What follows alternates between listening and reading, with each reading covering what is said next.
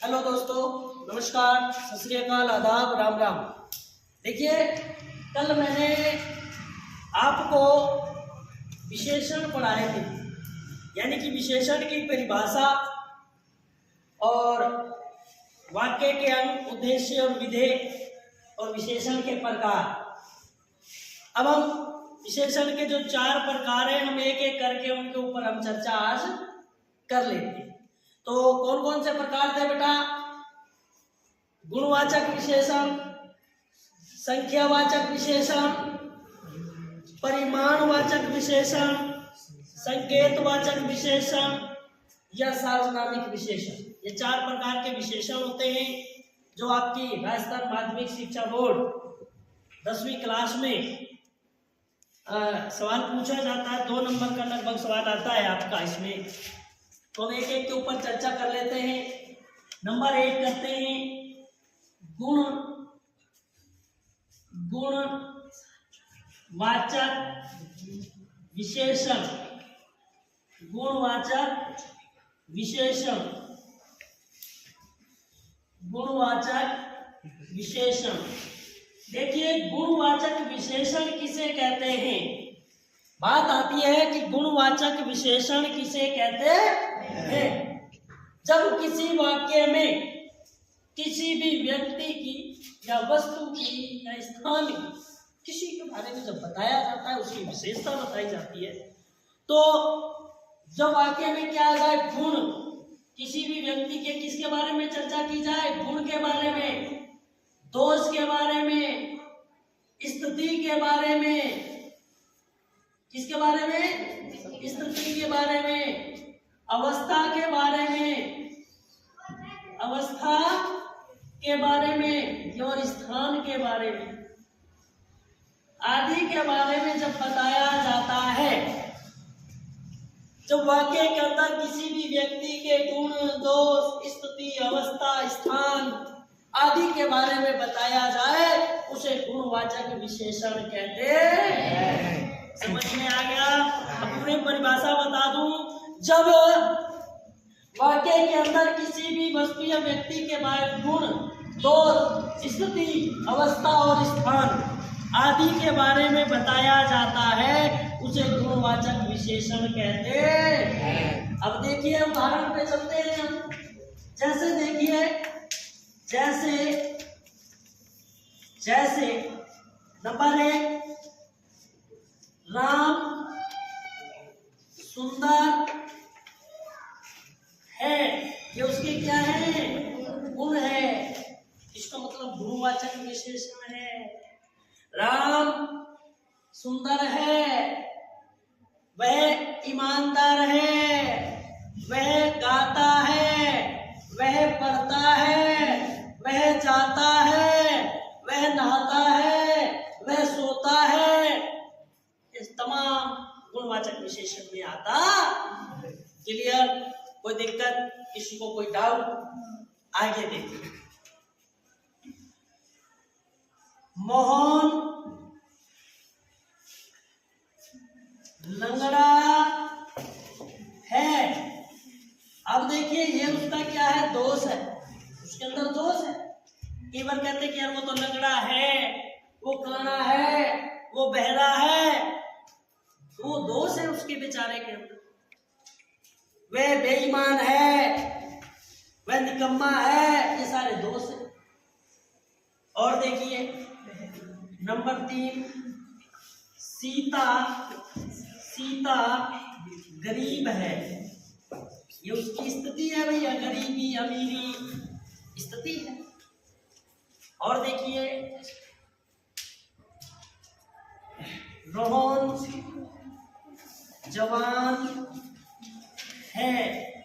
ये उसकी अवस्था है। ठीक है? और देखिए,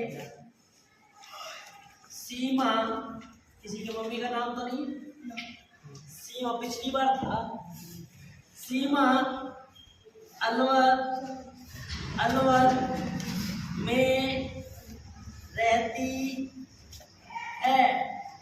अभी स्थान के बारे में बताया गया है। समझ में आ गया?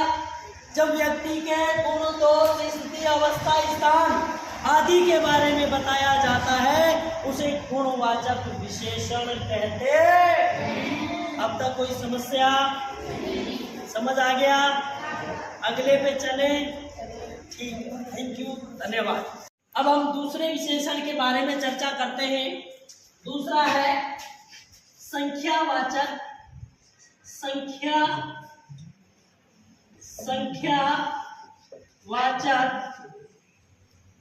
संख्यावाचक विशेषण। दूसरा कौन सा है बेटा? संख्यावाचक विशेषण।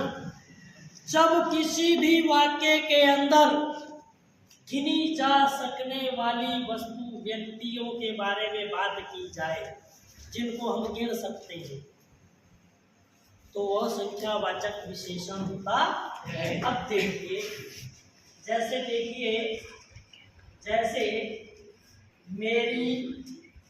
मेरी कक्षा में कुछ छात्र हैं। अब कुछ छात्र हैं, पर लेकिन हम छात्रों को गिन सकते। समझ आ गया? एक बार हम कह देते कि मेरी कक्षा में थोड़े से लड़के हैं, लड़कियां ज्यादा। अगर वो कई बार क्वेश्चन करता है, फिर भी थोड़े से के मतलब कितने, गिन सकते। जब गिनी जा सकने वाली वस्तुओं के बारे में, जब गिनती के बारे में चर्चा की जाए, वो संख्यावाचक विशेषण होता है। और देखिए, सीता सवा 2 रोटी खाती है। कितनी रोटी खाती है? सवा 2। गिन सकते हैं कुछ।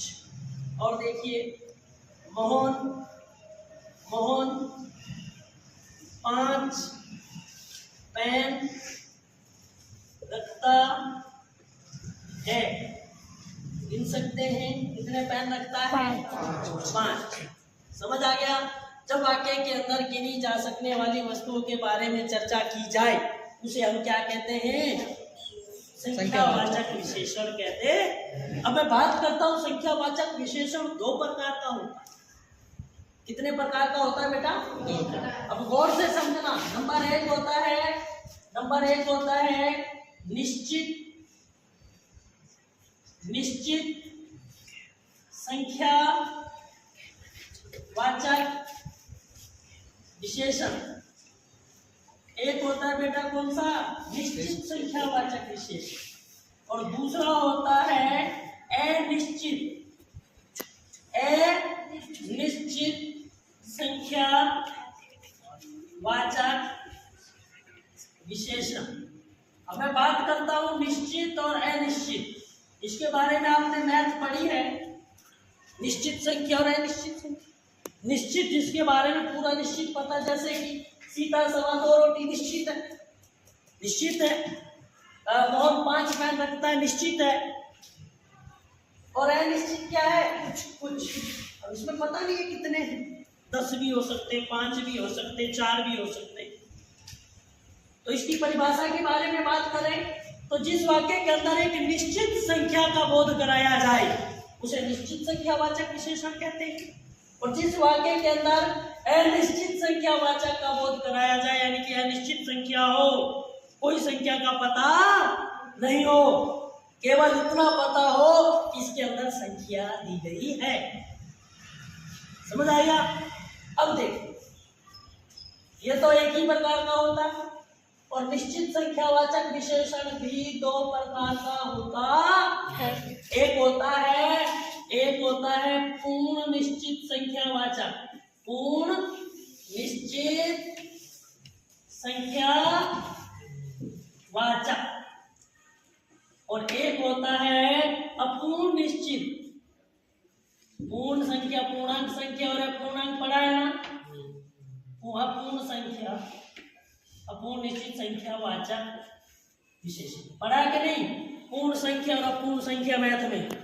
तो पूर्ण संख्या 5 पेन, जब अपूर्ण की बात करें सवा, 1.5, पौने। समझ आ गया?